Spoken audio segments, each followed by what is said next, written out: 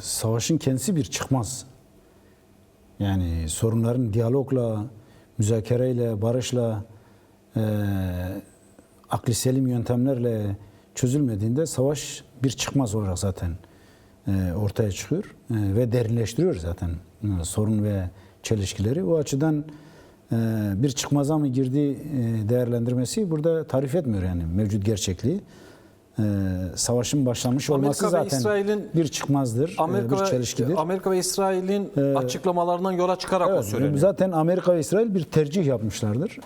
Dolayısıyla bu tercih üzerinden 2025 yılında yürüttükleri 12 günlük bir Haziran Savaşı vardı ve o savaştan çıkarılan bazı dersler, çıkarılan bazı sonuçlar 2026 yılında aslında geri dönüşü olmayan yeni bir rotaya girilerek 28 Şubat'ta yeni bir savaşın startı verildi. Bu diğer savaşlardan farklı, diğer süreçlerden de farklı. Dolayısıyla burada çok böyle çıtası yükseltilmiş ve hedefleri de çok somut bir biçimde belirlenmiş bir savaş hali durumu söz konusu. Ki İsrail ve Amerika'nın saldırısıyla birlikte İran'ın buna karşı yanıtı 16 devlete saldırı yaparak olmuştur. Yani Amerika'nın oradaki İsrail hem NATO ortakları diyelim hem de bölgesel müttefikleri hem de İbrahimi Anlaşmayla Körfez ülkeleri Suudi Arabistan'dan Nahçıvan'a kadar, Türkiye'ye kadar, Kıbrıs'a kadar hedeflenmiş bir coğrafya. Dolayısıyla İran'da böyle bir savaşa hazırlandığı görülüyor ki 2020 yılından sonra özellikle 2021 yılında Kasım Süleyman'ın öldürülmesinden sonra Bağdat'ta İran aslında nihai bir savaş için kendisini hazırlıyordu. Dolayısıyla burada geri dönülmez bir çelişki ve çatışma dönemi başladı. Bu açıdan nereye evrileceği çok kestirilecek bir durum değil. Çünkü Venezuela dünyada hangi kıta diyelim Amerika kıtasının en uzak köşesinde yani periferde bir devlet ve işte korsanlıkla ya da mafyalıkla özdeşleştirilen bir lideri bir operasyonla derdest edildi. Yani dünya kanunları ayaklar altına alınarak. Ki Amerika bunu yeni yapmıyor. 98'de Noriega Panama'da alındı. Ondan sonra Önder Apo'ya uluslararası komployla bir operasyon yapılarak Türkiye'ye teslim edildi ve ondan sonra da Orta Doğu'da liderler tasfiye edilmeye başlandı. İşte Saddam'la başladılar, Afganistan'la devam ettiler, Libya'da yaptılar, Kaddafi. Sonrası işte Hamas 7 Ekim 2023'te birlikte bence öyle ele almak lazım. Yani 7 Ekim'le birlikte Orta Doğu şahsında dünyada yeni bir dönem başladı. Amerikan, İsrail'in öncülük ettiği bu savaş geri dönüşü olmayan bir strateji ve siyaset için bir güçle, bir karşı dinamikle çatışma yürütemesi. Geçmişte de İsrail'in Hamas'la çelişkisi ve çatışması vardı. Operasyon yapıyordu. Ama 7 Haziran'dan sonra bir buldozer mi diyelim, bir domino mu diyelim yani yerle bir etme. Yani ya teslimiyet ya tasfiye stratejisi uygulandı. Sonra bu Hizbullah'a uygulandı. Şimdi bugün yaşananlar yani Hamene'nin başına getirilenler aslında Nasrallah'a uygulanan yöntemin aynısı. Çok benziyor operasyon biçimi de. Hizbullah müzakere edilmedi. Direkt tasfiye yönelildi ve Hizbullah militanlarında işte çağrı cihazları patlatıldı ve tüm komuta konseyi katledildi. Aynısını Yemen'de Husi yönetimine yaptılar. İşte o kurmaylık heyeti bir saldırıda 40-50 kişi birden tasfiye edildi. Sonrası Suriye'de Esad canını zor bela kurtararak Rusya'ya gitti. Rejim tasfiye oldu ve şimdi de İran'a bir provası yapıldı geçen yıl. Bu yıl daha kapsamlı, daha derinlikli ve çok katmanlı. Bana göre öyle. Yani bu çelişki ve çatışmanın çok daha 3. Dünya Savaşı dediğimiz 1990'lı yıllarda Körfez Savaşı ile başlayan en üst zirvesi ve nereye evrileceği kestirilemeyecek bir kaotik durum. O yüzden sadece Amerika'nın ya da müttefiklerin zorlanması üzerinden değil. Çünkü İran ne Hamas gibi bir vekil güçtür, ne Hizbullah gibi bir silahlı militan güçtür, ne de Esad gibi bir Şii hilalin bir yan devletçidir. İran kendisi bir merkezdir, ideolojik merkezdir, tarihsel merkezdir. 2500 yıldır aralıksız Orta Doğu'da Orta Doğu hegemonyasını ve iktidar gerçekliğini temsil eden bir devlet geleneğini temsil ediyor. İran rejiminin yıkılamayacağı, devam edebileceği sonucu mu çıkaracağız? Yani öyle bir noktaya mı gidiyor bu? Şimdi burada ya teslimiyet ya tasfiye stratejisi İran'a da uygulanıyor. Tepeden vuruldu. Hamenei'nin öldürülmesi Şii hegemon iktidarın bir numaralı temsilinin tasfiyesi anlamına geliyor ki etrafındaki büyük bir yönetim kademesi tasfiye edildi. Şimdi savaşın vuruş tarzına baktığımızda neyi hedeflendiği çok net bir biçimde açığa çıkıyor. İşte bugün de açıklama yapıldı. İkinci yönetim seçilirse ya da yeni halefler belirlenirse biz bunlara da operasyon yapacağımızı istiyoruz gibi şu anlama geliyor. Böyle bir kurumsal liderlik her zaman hedef olacak. Niye? Hizbullah'ta da işte o tüm komuta kademesi Nasrallah'tan sonra gelen herkes tasfiye edildi. Hamas'ta gelen herkes tasfiye edildi. Bir Haniye değil mi? İsmail Haniye miydi? Ona İsmail Haniye. dokunulmayan. Yok Haniye değil. Diğer. Hayır, Hamas'ın vurulan liderinden. Vurulmayan. Şu anda yaşayan. Vurulmayan, İsmini hatırlamıyorum. Bağışlayın. Ama diğer liderlerin hepsi kim geldiyse tasfiye edildi. Hizbullah'ta da aynısı oldu. Şimdi İran'da da genelkurmay değişiyor, vuruluyor. İstihbarat komutanı değişiyor, vuruluyor. Hükümette yeni bir bakanlık belirleniyor, vuruluyor ki bugün de bazılarını belirlediler. Bu şu anlama geliyor. Kesintisiz bir vuruş hedefi var. Yani ideolojik temsil. İşte diğeri ise onun askeri, istihbari ve diğer kaynaklar. Şimdi İran da bu konuda çok katmanlı. Şeyi söyledi. Burada önemli Fehmişlerim, ne kadar dayanacak? Yani bu sonsuz bir direniş mi olacak? Tabii burada? İran yani Çünkü yalnız İran. dedim ya yani İran sonuçta. sadece bir devlet değil, bir örgüt değil. İran 2500 yıllık devlet geleneğine sahip. Bir de kendisi çok katmanlıdır. Mesela Mollalar ayrı bir güçtür. İdeolojik bir güç. Besiç ayrı bir güçtür. Sipahi Paslaran ayrı bir güçtür. Bir de Arteş var yani normal klasik. Ayrı bir güçtür. İtlaat ayrı bir güçtür. Yani en az bildiğim 5. Bir başka bir güçleri de var. 6-7 tane katmandan oluşur. Bu katmanların hepsi Şii direniş ekseni üzerinden şekillenmiş. Yani İran devlet olarak bir direniş ekseninin merkezi olarak şekillenmiş. Dolayısıyla bunun kolları vardı. İşte ahtapota benzetiyorlardı. Kollarını budadılar ama şimdi beyin tasfiye edilmek isteniyor. Tabii beyin tasfiye edilmek isteniyor. Tabii bu katmanlar ne kadar direnir değil mi? Hangi oranda karşılık verir ya da karşı cepheyi ne kadar zorlar ve caydırır? O da önümüzdeki süreçte görülecek hep birlikte yani izleyeceğiz, takip edeceğiz. Fakat İran'a yönelik alınan karar böyledir. Yani sistem ya teslim olacak ya da tasfiye edilecek. Ve bu öngörülemez sonuçlar doğurabilecek ciddi bir kaos süreci. Şimdi İran öyle sıradan bir güç değil yani. İdeolojik bir merkez. Dediği gibi kalkan stratejisi uygulayan yani önleyici doktrini dışarıda oluşturan vekil güçlerle İşte Akdeniz'den Afganistan'a, Pakistan içerisindeki İsmaili ve Fatımiyunlarla proksiler oluşturan yani vekil güçler oluşturup dünyanın her yerinde savaştırabilen bir güç. O açıdan önemli ve devlet geleneği olarak da Orta Doğu'da aralıksız 2500 yıllık bir Pers geleneğini temsil ediyor. Bunun bilinmesi gerekiyor. O açıdan geleneği güçlü. Dolayısıyla öyle 40-50 yıllık bir ulus devlet şeyi karşımızda yok. Ya da Hamas gibi böyle dışarıdan beslenen silah, lojistik, maddiyat alan bir güç değil. Doğru. Çin müttefik olarak alıyor. Enerji ortaklığı var. Rusya kendi güney stratejisinin kırmızı çizgisi olarak belirliyor mesela İran'ı. Rusya'nın güvenlik doktrininde güney şeridi dediğimiz işte o Kafkasik yani Kafkasya'dan Kazakistan'a kadar olan coğrafyada İran'ı kendisi için kırmızı çizgi olarak belirliyor. Bu açıdan stratejik bir müttefik değerlendiriyor ki eğer dikkat etmişseniz savaştan önce Türkmenistan'a Amerika güç yığdı ki geçmişte de Sovyetler dağıldığında Amerikan Türkmenistan'da üsleri var. Ama en son Tokayev Kazakistan'ın yeni başkanı değil mi? İsrail'le hangi anlaşma yaptı? İbrahim anlaşmaya katıldı. Evet. Yani Hazar Denizi'nden Çin Seddi'ne kadar ki coğrafyada, o Türkiye coğrafyada, Türk İslam coğrafyasında İsrail'in kurduğu bir hat var. O hat İran karşıtı bir hattı. Yani kuşatma hattı var. Taliban'ın 2021'de iktidara getirilmesi İran için tasarlanmış bir satranç oyunu. Bütün bunlar hepsi İran'ın bugünkü yani uzun süreli bir kuşatma stratejisi var yani. Tamam, bu parantezi kapatıp Bu parantezde Kürtler Kürt en meselesine stratejik gelirsek. güçtür. En stratejik güçtür. Çok boyutludur. Bence zamanımız varsa onu tartışalım. Şimdi İran'ın Kürt meselesi bugünlük bir mesele değil.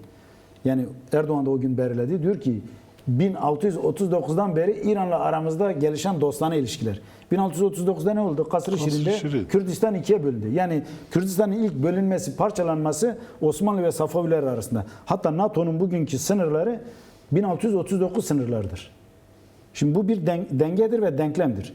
Dolayısıyla Kürdistan'ın dörde bölünmesinde ilkin ikiye bölünmesidir. Yapanlar Farslar ve Türklerdir. Yani Turanlardır. Dolayısıyla burada bir denge ve denklem var. Şimdi bu savaş ve çatışma sürecinde bu denge ve denklem de yıkılacak. Hani biz Suriye ve Irak'ta diyorduk işte Sykes-Picot gitti, Lozan gitti, doğru, ama burada Kasr-ı Şirin de gitti. Dolayısıyla Türkiye 50 milyon Kürdü ya da 50 milyonu aşan Kürdü ve bu büyük 570 bin metrekaredir değil mi Kürdistan sınırlarını böyle haritalarda belirliyor. 570 bin, 580 bin metrekarelik Kürdistani coğrafyayı tek başına kimliksiz ve statüsüz tutabilecek mi? Mesela bu çok ciddi bir soru. Türkiye siyasetin bence bunu sorgulaması lazım. Yani İran sadece giderken İran gitmiyor. İran'la birlikte Safavi ve Osmanlı ve günümüz Cumhuriyet tarihinin son 100 yılında oluşmuş bir denge ve denklem var. Bu oluşmuş denge ve denklem nedir? Kürdistan'ın bölüşülmesi, paylaşılması ve Kürt inkarı. Ki İran tarihine baktığımızda Kürt inkarının en şeyini 1920'lerden 50'lere kadar yapan Pehlevilerdir. Pehlevi ailesi. Kürtçe yasaklanmış, Kürt yoktur, İranisiniz işte Kürt diye bir millet yoktur, asimilasyon dayatmış. Kürt liderlerini Kazı Muhammed'i idam etmiş. Sonrasında diğer oğul Pehlevi zamanında Kürtler katledilmiş. Ondan sonra Hümeyni zamanında Kasımlı, Şerefkendi, Kürt liderler tasfiye edilmiş. Yani Sımko'dan başlayan ve Şerefkendi'ye kadar gelen ve en sonda işte PAKA, PDK, İran'a, Komale'ye, en sonda PJK değil mi? Saldırılar, idamlar, soykırımlar ki programa başlamadan önce siz bahsettiniz. 30 bine yakın bu 2025'in sonu Aralık ve 2026'nın 28 Şubat'ına kadar İran'da hala ne kadar insan katledildi ki bunların çoğu Kürt, Loristan'da bilinmiyor. Dolayısıyla burada Kürt dinamiği çok belirleyici bir dinamiktir. Sadece İran için değil, Türkiye için de, Irak için de Kürt dinamiğinin İran'daki geleceği savaşın ve bundan sonraki sürecin de temel belirleyeni olacak. Ki ben bir önceki programlarda da söylemiştim, şimdi de söylemek istiyorum. Saygıyla da anıyorum Heval Rıza Altun'un Orta Doğu için belirlemeleri vardı. Diyordu Orta Doğu nasıl inşa edilirse edilsin, Kürtsüz inşa edilecek her bina yıkılmak zorundadır. Çünkü Kürtler Orta Doğu'nun betonudur. Hiçbir bina Kürtsüz inşa edilemez. Edilse de yıkılır. Gerçekten de öyledir. Şimdi eğer İran inşa edilecekse o zaman Kürt dinamiğinin yeni İran'da nasıl bir formatla, nasıl bir formasyonla, nasıl bir statüyle, nasıl bir denklemle ele alınacağı çok önemlidir, belirleyicidir. Kürtlerin bunu çok iyi okuması, çok iyi ele alması ve buna göre siyaset yürütmesi ki mesela son 2 gün İran Savaşı, İsrail ve Amerikan ve İran'ın yanıtlarından çok Kürtler tartışılıyor. İşte Fox News tartışıyor, CNN International tartışıyor, Reuters tartışıyor, Washington Post, yani dünyanın sayılı ve kanaat belirleyici yayın organları Kürtleri tartışıyor. Şöyle olabilir, iki boyutlu. Bir, Kürtlerin koltuğuna karpuz vererek mayın tarlalarına sürmek ki artık Kürtler diyor ya sütten ağzı yandı. Daha Rojava'da Kürtlerin başına gelenler taptaze ki en veciz bir biçimde Kürt siyasi bir sembol kadın Şahnaz İbrahim Sayın, Şahnaz İbrahim değil mi? Raperinin yıl dönümünde Kürtler kimsenin paralı askeri değil diyerek herkese aslında bir kadın duygularıyla ve siyasi çerçevesi, köşeli ve tecrübesiyle çünkü bedel ödemişler yani. Enfal yaşamış bir yer. Amerika ortada bıraktı Saddam'ın önünde. Sınırlıyor zaten. Tabii çok büyük bir yanıt verdi. Kürtler siyasete öyle yaklaşıyor. Yani işte şunun bunun vekili olmak öyle Türk basınında tartışıldığı gibi. Kürtler kimsenin azap askeri değil, paralı askeri de değil, mayın tarlasına sürülecek kadar da ahmak bir toplum değil. Yani Kürtler siyaseti bedel ödeyerek öğreniyorlar, öğretiyorlar. O açıdan İran'ın geleceğinde Kürtlerin tavrı belirleyicidir.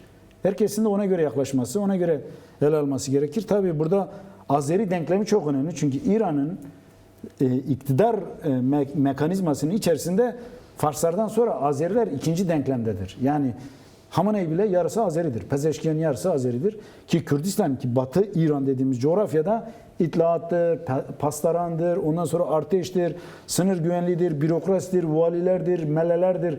Çoğu Azerilerden oluşur. Yani İran ekonomisinde tabii, de Azeriler çok önemlidir. Dolayısıyla Azeriler ve Batı Azerbaycan dedikleri ki Urmiye hattına kadar ki coğrafyada ciddi bir Azeri potansiyeli var ve devletin ortağıdırlar. Tabii bunların tutumu, yaklaşımı belirleyici. Fakat Kürtlerin Azerilerle çatışma, karşı karşıya gelme, nasıl Suriye'de Arap halkıyla değil mi?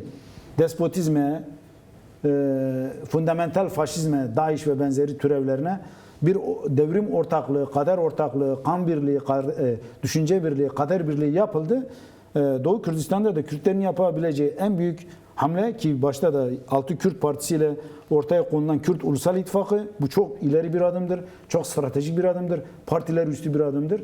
İkincisi de halklarla, işte Beluciler, Ahvazlar, Farslar, rejimden muzdarip olanlar, Türkmenler, ondan sonra Azeriler, böyle bir ulusal ittifak İran'ın rengine ve tarihsel dokusuna en uygun vizyon olacaktır yani.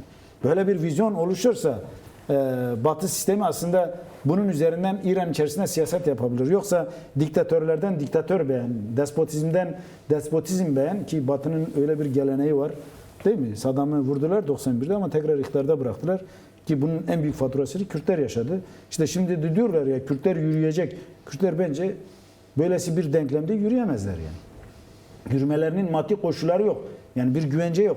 Yani bu sadece Mahabat'ı, Merivan'ı, Bokan'ı, Bane'yi almakla sınırlı kalacak bir şey değil yani. Dubai, Bahreyn savaşa girmediği halde, değil mi? Amerika'nın ve İsrail'in müttefiki oldukları için yerle yeksan edildiler. Kürtler daha bir adım atmadan İran tarafından şöyle denildi. Ha bak, adım atarsanız vururuz. İşte Komele'nin, Demokrat'ın, PAK'ın merkezleri vuruluyor. Değil mi?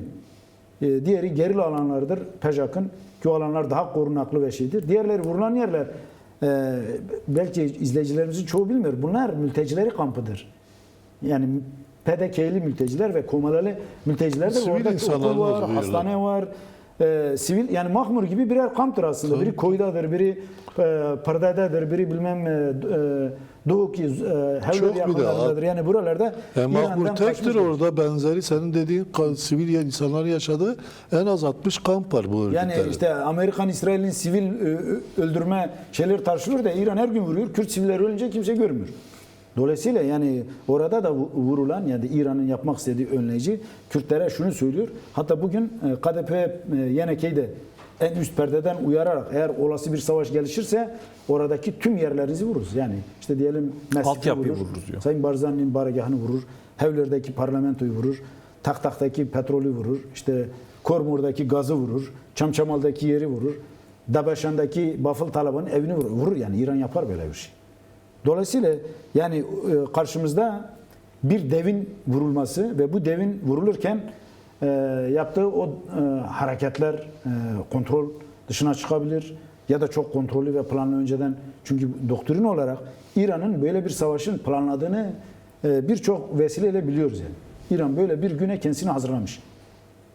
Direniş ekseni nihai savaşa kendisini hazırlıyor. İran'ın şöyle bir stratejisi de var. Ben yok olacaksam herkes yok kesinlikle, olsun. evet, yani bu o mantık üzerinden o ideolojik akıl bu denge gidiyor. çöktüğünde, dedim ya, sadece Türkiye ve Kürt denklemi açısından bile ele aldığımızda çökerse, değil mi İran? Yani Türkiye tek başına Kürt inkarında ne kadar dayanabilir? Sistem çöktüğünde Kürtlere silah kalmasın. Yani Böyle o de da düşünmeliyiz. o da düşünülebilir Evet, tabii. ama O da yani sonuç düşünülebilir itibariyle ama burada, sonuç uluslararası itibariyle medya aslında Kürtlere dönük çağrılar, bunca spekülasyon şey de falan oldu. gelen bilgiler Trump'ta- bakınca Mesela şöyle bir şey var. Trump da çağrıda bulundu Türkiye'nin rahatlığı insanı kuşkulandırıyor. Mesela çok panik değil Türkiye. dün Tam itibariyle tersine, sessizliği bozdular. Dün televizyonları itibariyle bozdular. korkunç Biraz bozdular ama çok. Yo, iktidar panik değil ama televizyonlar üzerinden Televizyon korkunç bir Kürt ailesini panik. görmesin üzerinden yayın yaptıkları Ama için. ben o televizyonların devletten bağımsız olduğu inancında Yani değilim. Kürt Kendileri düşmanlığı yansıtmıyor. onları o kör etmiş. Şimdi Kürt müttefikliği Amerika ve İsrail için İran denkleminde Kürtsüz olmuyor. Irak'ta nasıl olmadı, Suriye'de nasıl olmadı, İran'da da olmayacak. Şimdi dediğiniz bağlamda şöyle bir senaryo insan düşünebilir yani düşünce açısından. somut bir bilgiye dayalı olmadığı için Yani söylüyorum. somut bilgi değil de Böyle bir insanlar şey. konuşuyor, Mesela tartışıyor yani meseleyi. Niye vuruyorlar? Amaç ne? Saddam bırakıldığında ne yaptı Saddam? Kürtlere enfal yaptı. Değil mi? 91 Körfez Savaşı'ndan sonra. Sonra Amerika bunu telafi etmek için 36. paralel diye bir sınır çizdi. Saddam'ın paralelin ötesine hava saldırısı ve müdahalesini engelledi. Ve orada bir Kürt otonomisi ya da Kürt oluşumu PDK ve YNK öncülüğünde gelişti. Olasıdır ki eğer böyle bir hedefi varsa İran Kürtlerinin, Rojalat Kürtlerinin bu süreç içerisinde aktif özne olarak rol oynayabilmeleri için mevcut stratejide ki kendi stratejileri var, kendi gündemleri var. Hani diyorlar işte güç girdi. Hayır, güç Kürtlerin ta Horasan'da bile güçleri var yani. Horasan'da Kürtler yaşıyor 3 milyon. Orada örgütleri var, taraftarları var, sempatizanları var, gizli hücreleri var, Sıne'de var, Bokan'da var, Şino'da var, Mahabat'ta var, Urmiye'de var. Yani bir defa sadece hem Rojalat Kürtlerinin geçmişten gelen bir iktidar karşıtı direniş geleneği var. Hem de 1980'den beri PKK'nın orada geliştirdiği bir gelenek var. Şino ve yukarısından tutalım. Doğu Kürdistan adeta gerillalı iç içe yaşadı 35-40 yıl.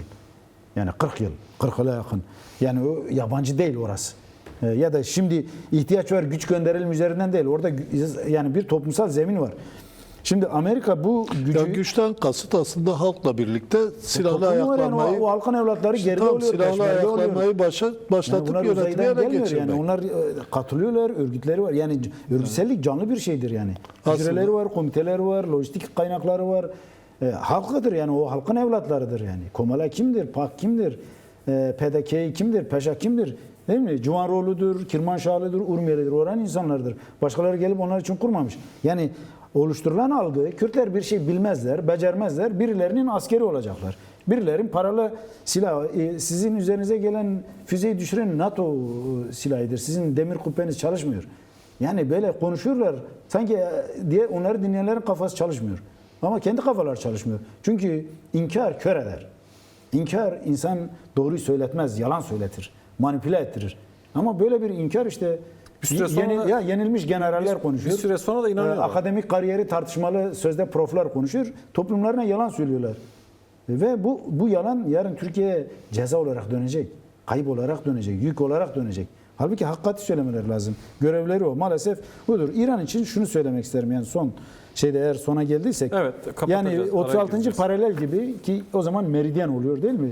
İran'dan Urmiye'den Boylam. aşağıya boylam yani 36. paralel öbürü meridyen oluyor değil mi? Herhalde. Yani oradan bir yasaklı bölge şey edebilirler. Uçuş yasak. Yani uçuş yasak. Orada bir Kürt, Azeri, Türkmen, işte aşağıda Ahvaz, Beluç. Yani çünkü İran toplumunun %80 rahatsız. Hatta Musavi ve Kerubi hala nerede yaşadıklarını bilmiyor. İşte o Savuz hareket, Yeşil hareket vardı. Büyük serhaldanlar yaptılar. Sonra onları ev hapsine tabi tuttular.